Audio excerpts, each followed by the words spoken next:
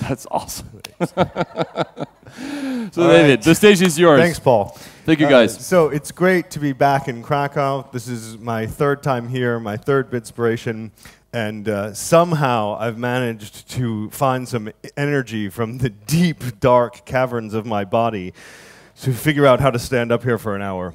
Because last night, while fun, was definitely damaging.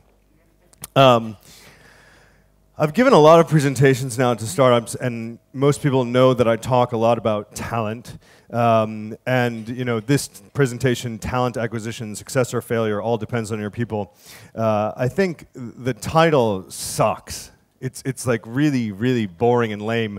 And I actually don't think they put this in the agenda because I don't think anybody would be in the audience. So I changed the title. And the clicker doesn't work. There we go. So, oh, wait a second. This is not for this conference. This is the title of the presentation, and it's called 5 Reasons You Suck at Hiring. Now, luckily there are no tomatoes in the room, or else you would probably be throwing them at me right now. Not yet, but we will try to throw some chairs later. Anyway, the thing is I don't want to yell at you or go on a rant, but I've seen a lot of things. I've been doing this for a long time now, too long to mention. And I've seen a lot of different stuff happening, especially in the past couple of years with startups. And I thought what would be really, really interesting for you is to share those observations with you. So I've got 5 things that I'm going to talk to you about why I think you suck at hiring, which, after talking with many of you over the past day, you don't. Okay, so number 1, you don't know who you are, okay? And I'm not saying you as an individual, you might not either, but I'm saying you as a company, right? Do you really know what your company is all about, and do you feel comfortable sharing that with just about anyone you run into on the street or in a bar or at a party or at a conference and saying, let me tell you about my company, and in 1 minute, the person you're talking to gets it and is excited about it? Can you tell the story? I spent a bunch of time this morning talking about messaging, or as startups probably call it, pitching, right?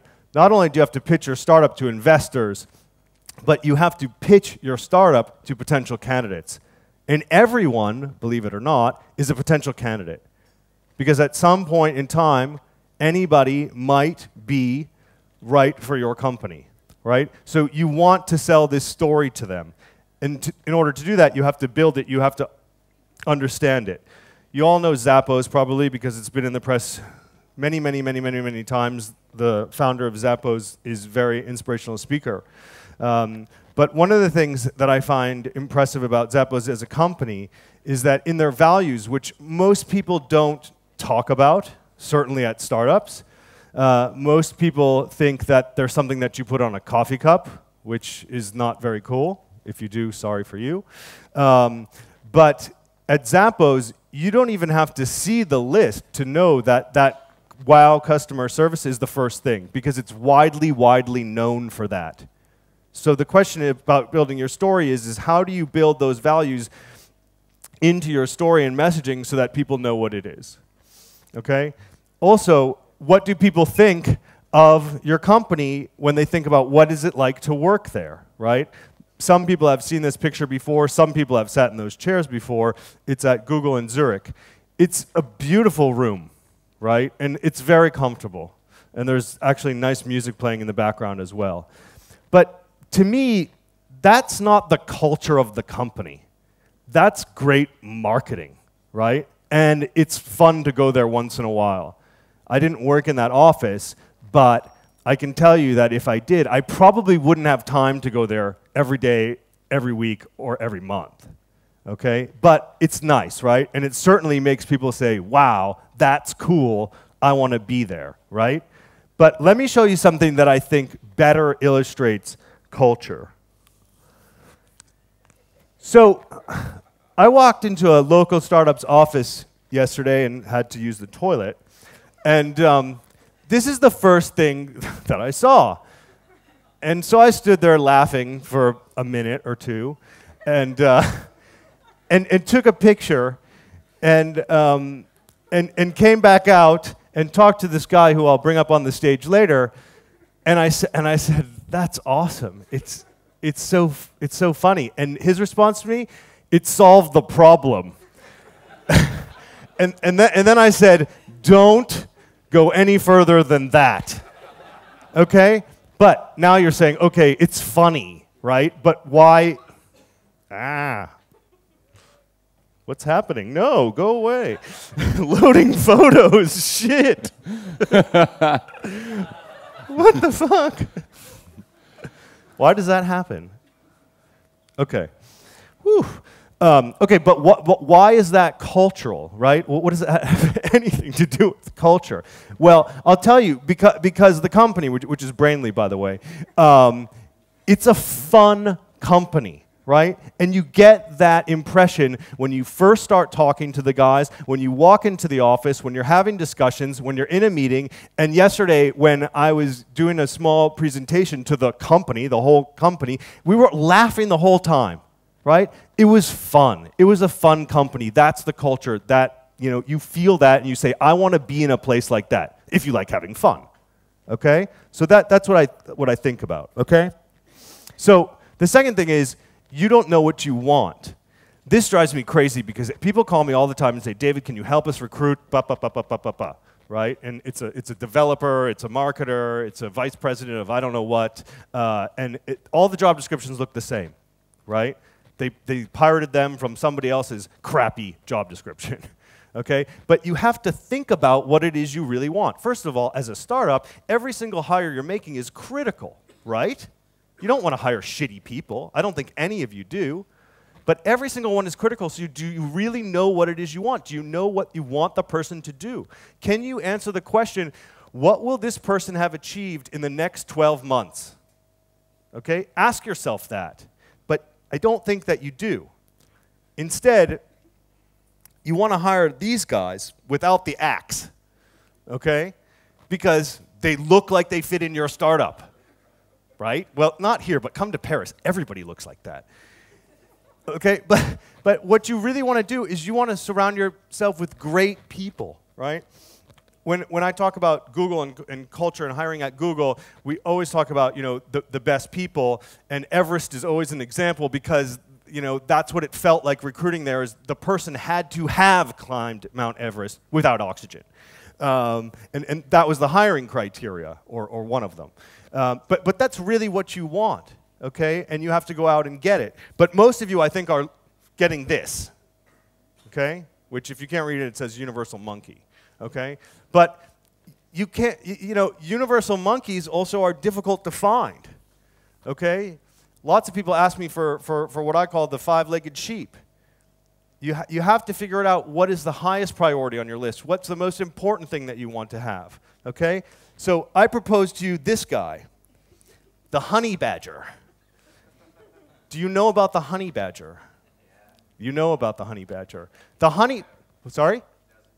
He doesn't care. The honey badger is the most fearless and aggressive animal on the human planet. On the planet, okay? This is the guy you want at your startup, right? You're doing high-risk stuff. It's challenging. You want the honey badger, okay? Serendipity favors connected people. The Twitter handle is Tom Hume, who's a design director at IDEO. I love the quote, so I've kept with it. You need to know beyond what you want, beyond who you want, the people, their names, right? You should have a list somewhere on your mini iPads of the top 10 people you would like to hire, okay? You should all have that, and you should all be talking to those people about it. Number 3, you are in a hurry, okay? Because you've just raised money, now you have money, now you need to hire. Go, go, go, go, go. Now you're fucked because you can't hire fast. It doesn't happen. You make mistakes when you hire fast. You say, that person's good enough. That is the worst thing you can ever say. That's good enough, okay? Because you will regret it later. And the bad hire in a startup is toxic, okay? Toxic in the sense that it will ruin the morale of the rest of the team. Okay? So slow down a little bit. This is not the decision-making process or interviewing process that you want to use. Okay? It's not a yes-no question, because then this happens.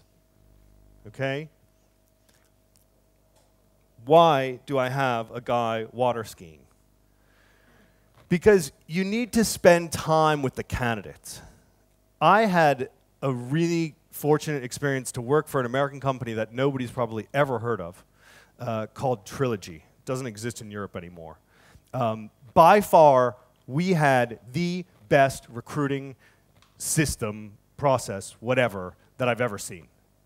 And the cornerstone of that process was the candidate experience, okay? So the guy on the water skis, it's not me, but that's what I did when I went to interview for the company.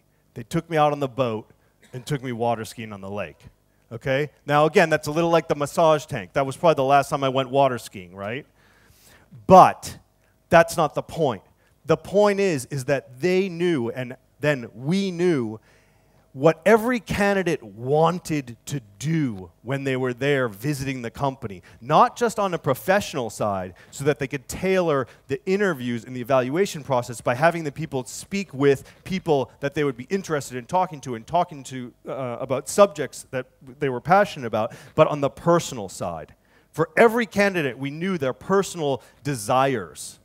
Okay? I should qualify this little bit by saying this company was in Austin, Texas, which you all know by Southwest, so you think it's cool. But Texas, especially 15 years ago, was considered a shithole, okay? Because nobody really knew that this little oasis of Austin existed, right? So we were trying to get kids from MIT and Stanford to come to the desert, okay? So we had to know them inside and out. And that's what we did, and that's why they fell in love with it. I mean, we seduced them, and it worked. So I say you're in a hurry, okay, and that you need to slow down, but sometimes you have to go fast, okay? And you have to go fast when you've got the right person. People at startups have so much going on and so much to do, and I know you're super busy, but you let the recruiting process last too long. And the very, very best people are in great jobs. Right? They're in great jobs, they're happy where they are, they don't think about moving, and then one day somebody from your company calls, and you've crafted your message, you know what you want, and you hook them, right? It's at that point that you hook them that they are the most motivated. Because they hadn't been thinking about it before, you just got them really excited. Then what happens? I'll call you next week and we'll schedule the interview. And then you have an interview. And then, okay, we'll call you back for another interview. And that's 2 weeks later than that. Okay, we're thinking about it, making a decision, right? And it goes on and on and on and on and on and on, right? And the motivation goes like this, okay? So when you've got the hot one, the right person, then do everything in your power to make your process move quickly, because that's when you risk losing them. Number 4, your bar isn't high enough. Do you know what I mean by bar? Like criteria? So this is the thing, and it goes with the hurrying bit. You all have so much to do. You need more people. You want to bring more people on. You need to get people in the door, and so you make these sacrifices. You have to set a bar, and you have to stick to it. You can't sacrifice it. There's a fine line between the 5-legged sheep and the perfect person, okay? You have to stick to your bar. I really like this quote from Kayak, right? And people talk about A players all the time. I've never, ever talked to a company that says, we hire B players. I've never talked to a company that doesn't say, we only hire the best. But just think about that for a minute. If everybody says we hire the best, how is that possible? Not everybody is the best, or there wouldn't be the best, right? And it's so much easier to say things like this than to actually execute on things like that, okay? And you have to put the time into it to know that the people are meeting the bar, okay? And you have to use different methods of testing and evaluation, and you have to understand and explain to the candidate so they understand why you're using the methods, okay? More and more companies are using technical tests as filters, okay? I use a Polish service called Codility for one of my clients extensively, okay? And I know a lot of other companies that use it. I think the way that we use it with this particular client is one of the best ways because we explain to the candidate exactly why we're testing them. And I don't think many companies do that. I think they send an email and say, please take our test, that's the first step. And they're like, oh, shit, another test.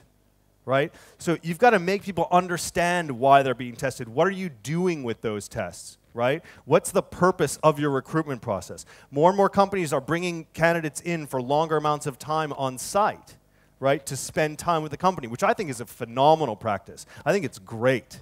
Okay? But candidates have to understand why you're doing that and what that's all about, and that there's actually a huge benefit to them in participating in those longer style interview or exercise processes. Okay? So finally, number 5, hiring isn't your number 1 priority. And it's not your number 1 priority because you have so many other things to do. Okay? And it happens to me all the time. With all the companies that I work with, there are actually very few that get back to me quickly.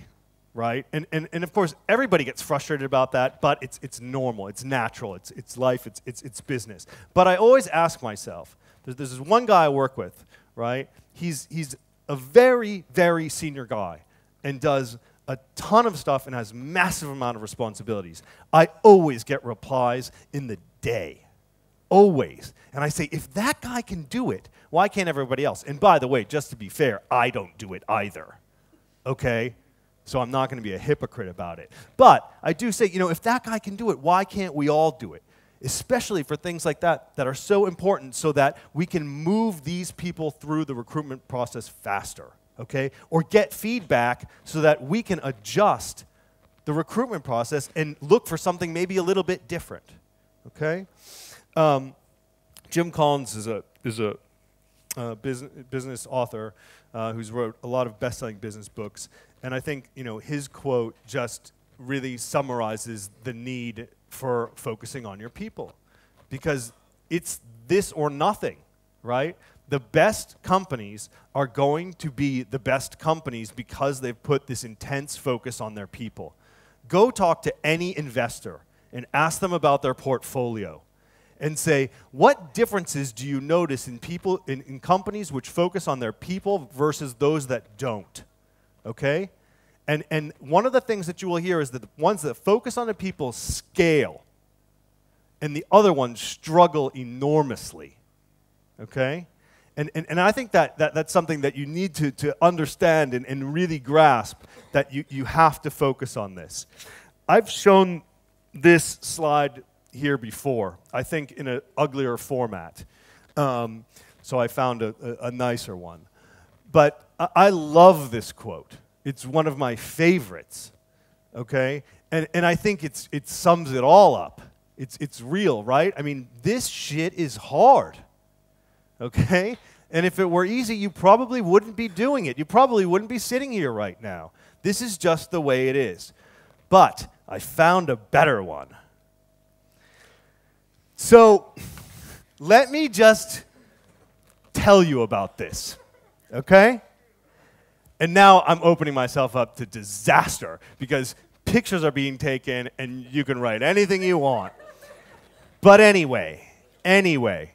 So I was on a, what do you call it? Like a webinar, it was a live product launch, okay, for a VPN service, okay? And I know the CEO of the company, and I've met him before, and he's a great guy. And so while I was on it, I was also, you know, doing Twitter and other things, and I was looking at his Twitter, and this is his, you know, profile photo, the big one. And I said, Robert, what on earth is that, right? And he said, David, you know, I've been talking to investors for the past couple of months, and this is how I feel. Okay? And you know, I totally got it. I totally got it. And I said, you know, this is the same thing as hiring, right? You talk to candidate and candidate and candidate and candidate, and there are these days that come, and you're like, fuck me, because it's such a bitch, okay? But you have to persist. You want the best people on your team, and this is what you have to live with, okay? So those are my 5 steps. I hope you take one of them home with you and try something with it. I'm going to end my part of my solo talk. I'm not going to take questions now. We're going to leave plenty of time for questions after I ask the panel some questions. Okay? So, thanks for listening to me by myself. Now, thank you. Now, I'd like to invite the panel to come up. I don't know if we can just have a regular slide and not mine up there.